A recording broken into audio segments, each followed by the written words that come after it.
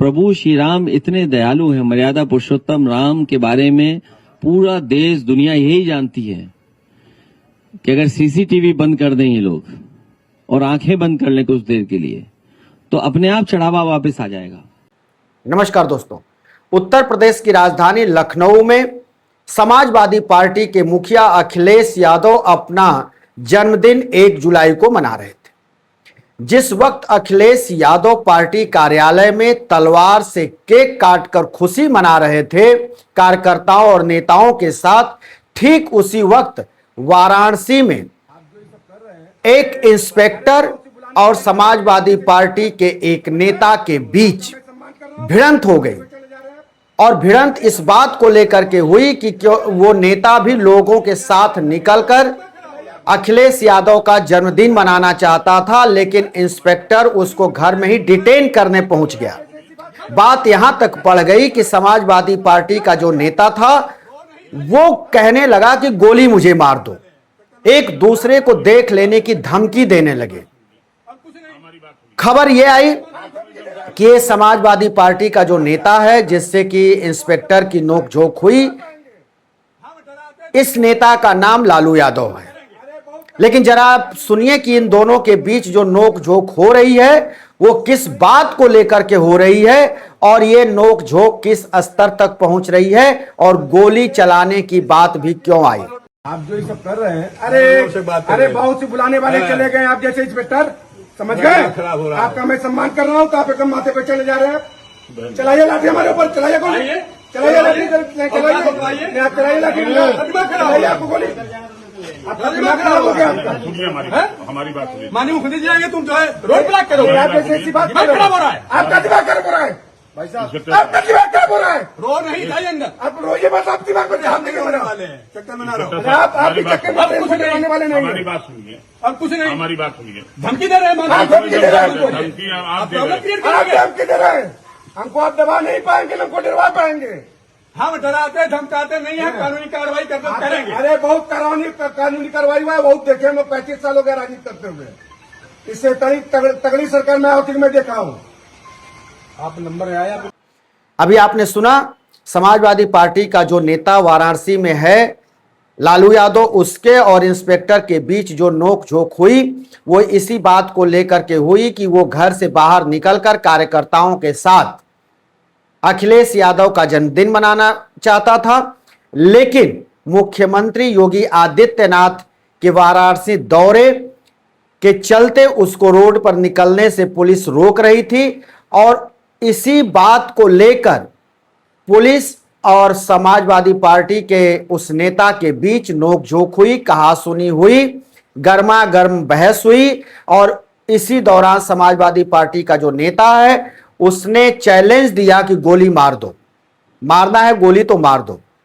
Inspector भी ये कहते हुए सुनाई दे रहा है वीडियो में कि आओ आओ, मतलब दोनों तरफ से चैलेंज दिया गया। लेकिन खास बात यह है कि अखिलेश यादव के जन्मदिन पर लखनऊ से लगाकर उत्तर प्रदेश के हर जिले, कस्बे, छोटे गांवों से लेकर बड़े जगहों, बड़े स्थानों तक अखिलेश यादव का पार्टी कार्यकर्ताओं ने जमकर जन्मदिन मनाया, हर्षोल्लास के साथ मनाया, नाच गाने के साथ मनाया। तमाम जगहों पर लोकगीत के आयोजन हुए। नेता और कार्यकर्ताओं ने उत्तर प्रदेश के कई हिस्सों में हजारों की संख्या में साइकिलें बांटी, जरूरतमंदों को साइकिल बांटी गई, लड़कियों को, पढ़ने वाली छात्राओं को साइकिल बांटी गई अखिलेश यादव के जन्मदिन पर। यह कार्यक्रम पूरे उत्तर प्रदेश में चला। चुनाव नजदीक है, इसलिए समाजवादी पार्टी के कार्यकर्ता उत्साहित भी दिखाई दिए और जम करके अखिलेश यादव के जन्मदिन पर शक्ति प्रदर्शन भी जगह जगह देखने को मिला। खास करके लखनऊ में अखिलेश यादव के आवास के बाहर जिस तरह से हुजूम उमड़ा और जिस तरह से खुशी का इजहार कार्यकर्ताओं और नेताओं ने किया, पार्टी कार्यालय में हजारों कार्यकर्ता उमड़े थे। ये सारे दृश्य जो दिखाई दे रहे थे, इससे ये साफ लग रहा था कि अब ये चुनाव नजदीक है उत्तर प्रदेश में, और चुनाव नजदीक होने के चलते समाजवादी पार्टी के नेता और कार्यकर्ता उत्साह और जोश का प्रदर्शन कर रहे थे अखिलेश यादव के जन्मदिन पर। इस अवसर पर अखिलेश यादव ने मायावती, पूर्व मुख्यमंत्री मायावती और मुख्यमंत्री योगी आदित्यनाथ को भी उन्होंने धन्यवाद कहा, क्योंकि इन दोनों नेताओं ने अखिलेश यादव को जन्मदिन की बधाई दी थी। लेकिन इसी अवसर पर अखिलेश यादव ने एक बार फिर भगवान राम को भी याद किया। जरा सुनिए अखिलेश यादव ने भगवान राम को किस तरह से याद किया। प्रभु श्री राम इतने दयालु हैं, मर्यादा पुरुषोत्तम राम के बारे में पूरा देश दुनिया यही जानती है कि अगर सीसीटीवी बंद कर दें ये लोग और आंखें बंद कर लें कुछ देर के लिए तो अपने आप चढ़ावा वापस आ जाएगा। में अयोध्या में भगवान राम के मंदिर में चढ़ावा चोरी का मुद्दा गरमाया हुआ है। कई गिरफ्तारियां हो चुकी हैं, एफआईआर हो चुका है, 80 लाख से ऊपर नगद बरामद हो चुके हैं, लगातार अपडेट आ रहे हैं। इसी को लेकर के अखिलेश यादव ने भी भगवान राम को एक बार उन्होंने याद किया और कहा कि भगवान राम के घर में जब ये चोरी हुई तो ये बड़ा कष्टकारी है। आंख बंद करके अगर भगवान राम की आराधना की जाए तो निश्चित तौर पर ये जो चढ़ावे का रकम जो चोरी हुआ है वो वापस लौट आएगा। यानी भगवान प्रभु राम पर विश्वास की उन्होंने बात की। तो अब ये जो भगवान राम को लेकर के है, ये तकरार तो आगे बढ़ती जा रही है, लेकिन अखिलेश यादव ने भी अपने जन्मदिन पर भगवान राम को एक बार याद कर जो चढ़ावा चोरी का मुद्दा है उसको उन्होंने हवा भी दिया है। लेकिन अखिलेश यादव लगातार उत्तर प्रदेश के जगह जगह वो पहुंच रहे हैं, कार्यकर्ताओं के बीच भी जा रहे हैं और ऐसे नेताओं का चुनाव करना वो चाहते हैं जो कि पार्टी के लिए अलाइबल हो, जो पार्टी के लिए सत्यनिष्ठा से पार्टी से जुड़े और वो चुनाव लड़ सके। जिताऊ कैंडिडेट वो उत्तर प्रदेश में खोज रहे हैं कि वही कैंडिडेट जो चुनाव लड़े उन्हीं को टिकट दिया जाए जो जिताऊ हो। सिर्फ चुनाव लड़ना या लड़ाना उनका मकसद नहीं है, उनका मकसद है कि जिताऊ कैंडिडेट हो जिससे कि वर्तमान सरकार को हटाया जा सके। ये अखिलेश यादव का टारगेट है और अखिलेश यादव लगातार इस काम में लगे हुए हैं। उधर अगर बात की जाए मुख्यमंत्री योगी आदित्यनाथ की, तो योगी आदित्यनाथ भी अलग अलग जिलों में अपने दौरे पर हैं। वो हर जिले में वो जाते हैं और अलग अलग तरीके से वो समाजवादी पार्टी को घेरते हैं, कांग्रेस को घेरते हैं और कहते हैं कि ये कभी राम भक्त हो नहीं सकते, जो राम पर गोली चलवाए वो राम भक्त कैसे होगा, वो ये बात कहते हैं। लेकिन जिस अंदाज में अखिलेश यादव भी घेर रहे हैं मुख्यमंत्री को, तो इससे ये साफ जाहिर है कि चुनाव जैसे जैसे नजदीक आएगा वैसे वैसे इन दोनों नेताओं के बीच और भी बयान के बाण चलेंगे। एक दूसरे के ऊपर बयान के बाण ये एक दूसरे के ऊपर चलाएंगे ये नेता।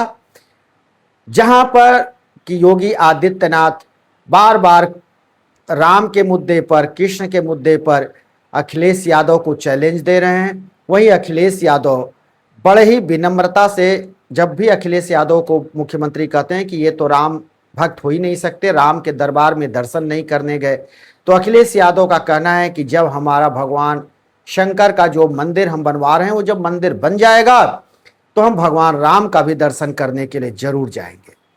तो ये धर्म के पीछ पर समाजवादी पार्टी और कांग्रेस का जो बैटिंग शुरू हुआ है, दोनों पार्टियां जो बैटिंग शुरू की हैं, इस बैटिंग का अवसर भी कहीं ना कहीं भगवान राम के अयोध्या मंदिर से ही उनको मिला है।